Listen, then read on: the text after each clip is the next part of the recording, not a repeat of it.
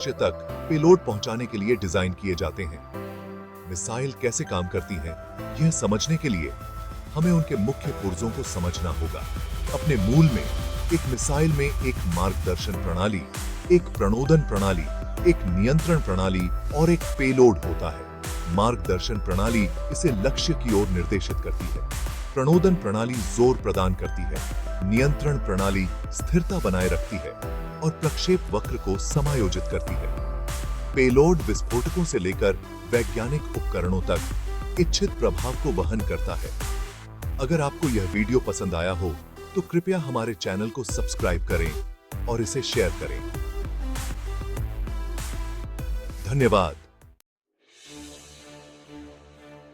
एक मिसाइल की मार्गदर्शन प्रणाली उसकी सटीकता के लिए महत्वपूर्ण है। जैसे हम जीपीएस पर भरोसा करते हैं, वैसे ही मिसाइलें लक्ष्य तक अपना रास्ता खोजने के लिए विभिन्न प्रणालियों का उपयोग करती हैं। एक सामान्य प्रणाली है जड़त्वीय मार्गदर्शन या आईएनएस, जो सेंसर और जायरोस्कोप्स का उपयोग करती है। एक और प्रणाली है जीपीएस मार्गदर्शन, जो उपग्रहों का उपयोग करती है। भूभाग संदर्भ नेविगेशन या टीआरएन पूर्व मैप किए गए भूभाग की विशेषताओं का उपयोग करता है। कमांड मार्गदर्शन में रिमोट ऑपरेटर से निरंतर अपडेट शामिल हैं। प्रत्येक प्रणाली के अपने फायदे और सीमाएं होती हैं, जिन्हें मिसाइल के उद्देश्य और वातावरण के आधार पर चुना जाता है।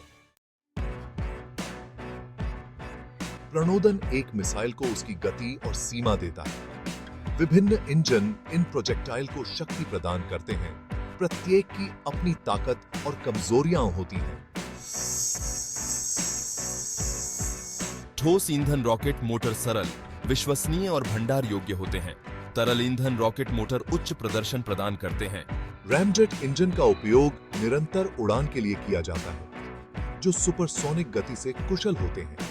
रैमजेट को परिचालन गति तक पहुंचने के लिए प्रारंभिक ओम्बा जीना सेकी बढ़ावा देने की आवश्यकता होती है। प्रणोदन प्रणाली का चुनाव वांछित सीमा, गति और मिसाइल के आकार पर निर्भर करता है। उड़ान में एक मिसाइल को नियंत्रित करना चुनौतीपूर्ण है। वायुगतिकीय नियंत्रण सतहें जैसे पंख और पंख दिशा को प्रभावित करते हैं। थ्रस्ट वेक्टरिंग सटीक युद्धाभ्यास के लिए इंजन की निकास दिशा को बदल देता है। नियंत्रण प्रणाली लगातार मिसाइल के उड़ान पथ की निगरानी और समायोजन करती है। पेलोड ही वह कारण है जिसकी वजह से मिसाइल बनाई जाती है। उच्च विस्फोटक वारहेड प्रभाव पर फट जाते हैं, जिससे महत्वपूर्ण नुकसान होता है। प्रवेश करने वाले वारहेड विस्फोट करने से पहले कठोर लक्ष्यों को भेदते हैं।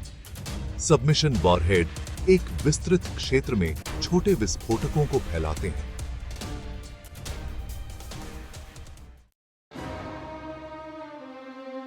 मिसाइल लॉन्च करने के लिए एक विश्वसनीय प्रणाली की आवश्यकता होती है। वर्टिकल लॉन्च सिस्टम (VLS) का उपयोग जहाजों और पनडुब्बियों पर किया जाता है।